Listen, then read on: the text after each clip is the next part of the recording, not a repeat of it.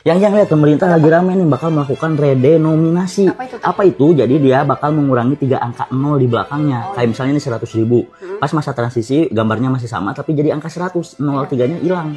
Nah, setelah transisi bakal jadi kayak gini, mata uangnya sepenuhnya baru.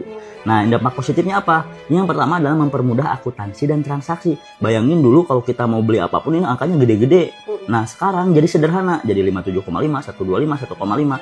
Ini lebih sederhana dan kompleksitas hitungannya jadi berkurang 10 pangkat 3. Ini jadi apa lagi? Yang kedua positifnya meningkatkan citra rupiah. Bayangin sekarang 1 USD itu kan 6.600-an. Iya. Nah, sekarang kalau udah setelah pembentukan kebijakan ini jadi 16,6. Kita bisa bandingin dengan negara-negara lain kayak Rusia 88,7, India 83,7, Swedia 9,9.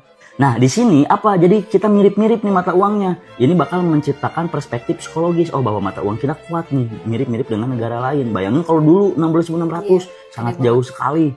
Nah, kalau kita lihat negara yang berhasil itu ada pertama Turki tahun 2005, dia menggunakan 1 juta jadi 1. Kemudian Korea Selatan dari 10 yuan jadi 1. 2007 juga ini 10.000 jadi 1 Ghana. Nah, ini terjadi kenapa? Karena inflasinya terkendali dan kepercayaan masyarakat masih tinggi nih terhadap pemerintahnya. Jadi ini bisa berhasil kalau inflasinya kurang dari 10% dan stabil nih minimal 2 tahun. Kepercayaan publiknya masih tinggi, masa transisinya cukup panjang. Dampak negatifnya sekarang apa? Yang pertama adalah ada resiko inflasi.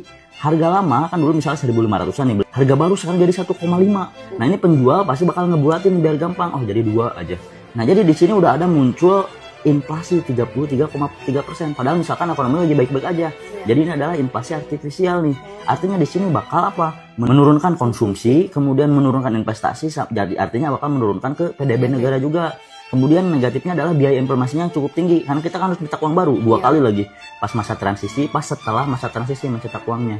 Dan belum juga kita harus memperbarui sistem kita. Kayak misal kasir, ATM, software akuntansi, dan lain-lainnya.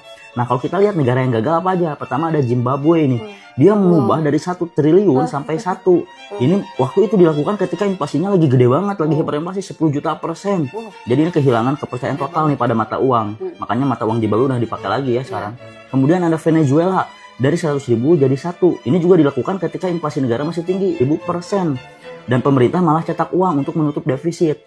Kemudian ada Brazil juga nih, 6 kali redenominasinya dan inflasinya lagi 1000%. Baru berhasil ketika tahun 94. Jadi ini bakal gagal kalau inflasinya lagi tinggi dan ketika defisit malah cetak uang. Jadi kepercayaan publiknya malah turun. Nah, kalau kita lihat Indonesia itu masih kecil, masih 1-2,8%. Ini masih di bawah 10%.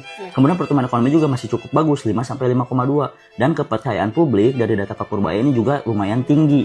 Nah, cuman yang harus diperhatikan adalah ini stabilitas politik karena pemerintahannya masih baru dan literasi keuangan masyarakat masih sedang.